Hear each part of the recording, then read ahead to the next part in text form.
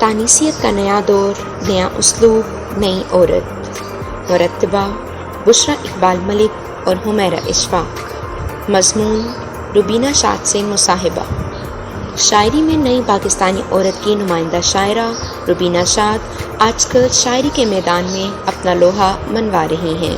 آپ پیدائشی طور پر بینائی سے محروم ایک نابغہ روزگار شخصیت ہیں۔ آپ 25 نومبر کو چکلالہ راولپنڈی میں پیدا ہوئیں۔ آپ کا آبائی گاؤں بمبو ہے جو تحصیل شکر گڑھ کے نواح میں واقع ہے۔ والد صاحب آرمی میں تھے، اسی لیے پاکستان کے مختلف شہروں میں گھومنے پھرنے کا موقع ملتا رہا۔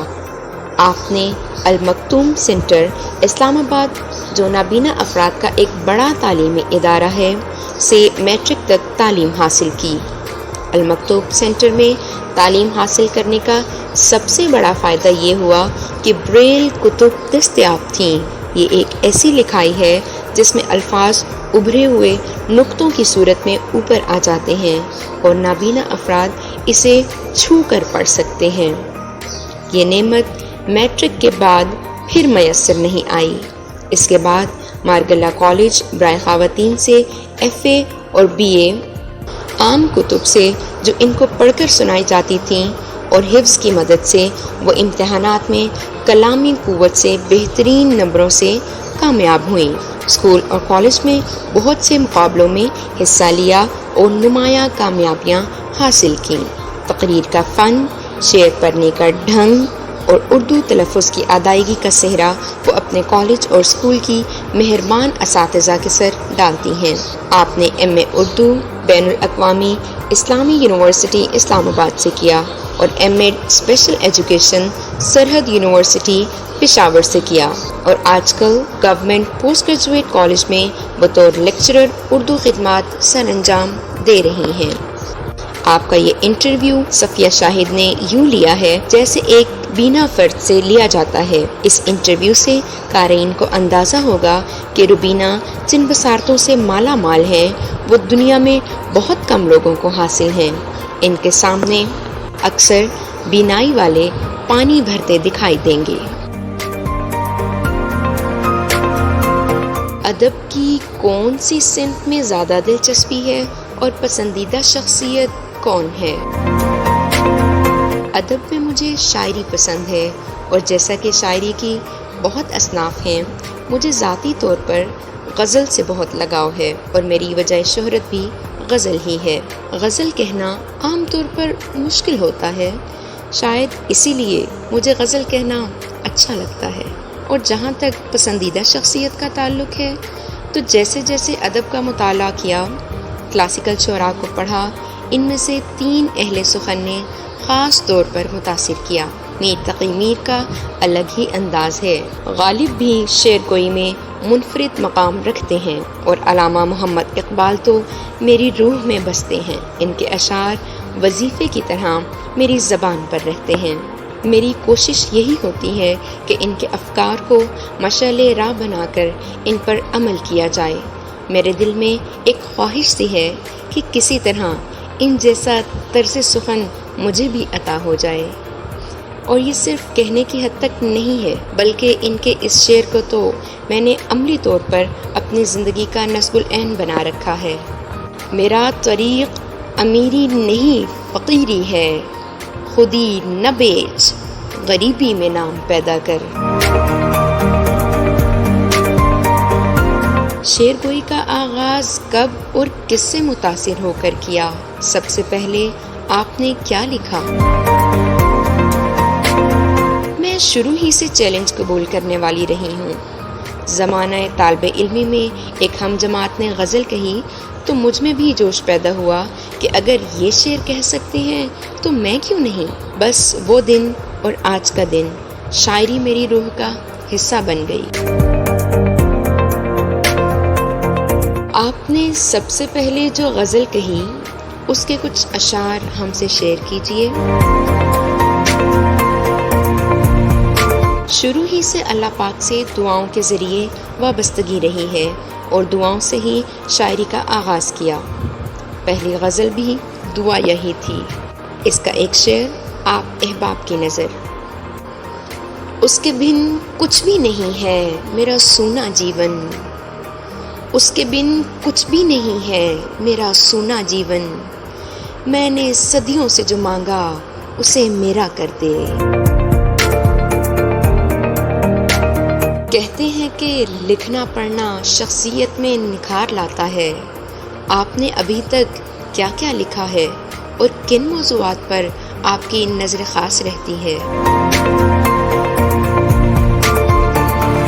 میں نے زیادہ تر شاعری میں ہی طبع آزمائی کی ہے، نظمیں اور غزلیں کہی ہیں، اس کے علاوہ کچھ ڈرامے اور طبیعت کے برخلاف سیاسی کالم بھی لکھے ہیں۔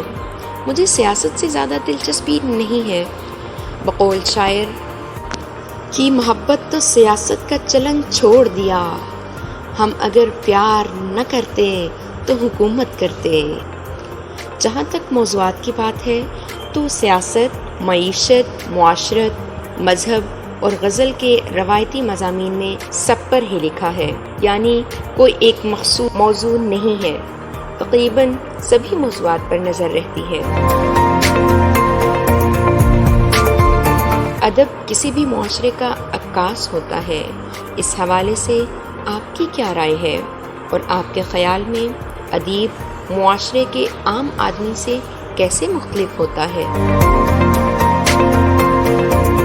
ایک ادیب معاشرے کا حساس ترین انسان ہوتا ہے، وہ جو کچھ کسی معاشرے میں دیکھتا ہے اسے قلم بند کرتا ہے، یہی ایک معاشرے کی عکاسی ہے۔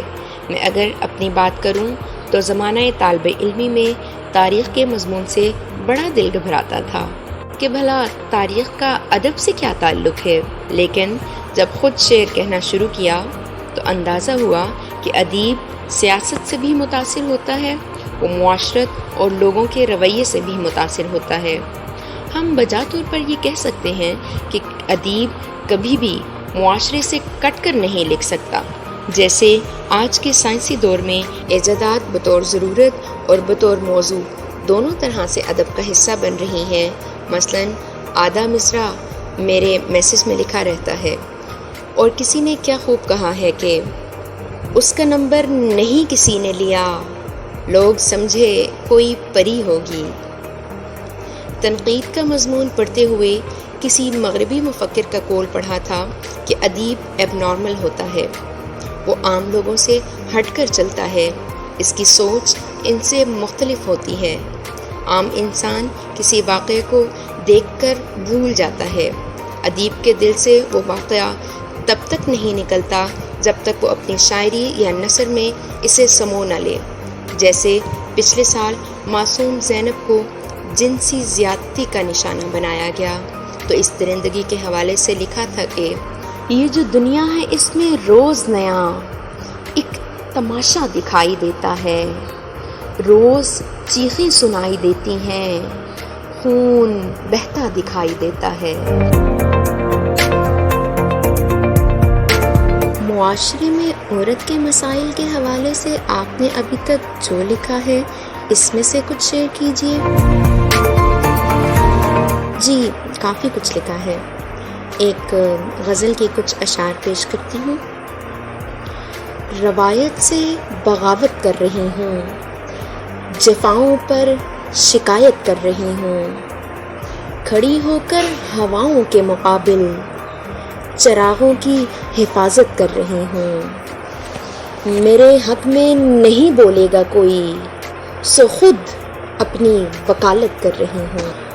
اور ایک اور غزل کے کچھ اشعار ہیں کہ یہ درد، یہ آہیں، یہ چبھن کس کے لیے ہے، آنکھوں میں میری اب بھی جلن کس کے لیے ہے، خلوت میں یہی سوچتی رہتی ہوں شب و روز، دن رات مشقت یہ تھکن کس کے لیے ہے، کہتی ہوں بڑے پیار سے جس کے لیے غزلیں، کہتی ہوں بڑے پیار سے جس کے لیے غزلیں، گر وہ نہیں سنتا تو سخن کس کے لیے ہے۔ مرد اور عورت دونوں ایک جیسے انسان ہیں اور حقوق کے اعتبار سے معاشرے میں برابری کے درجے پر فائز ہونے چاہیے۔ اس حوالے سے آپ کیا پیغام دینا چاہیں گی؟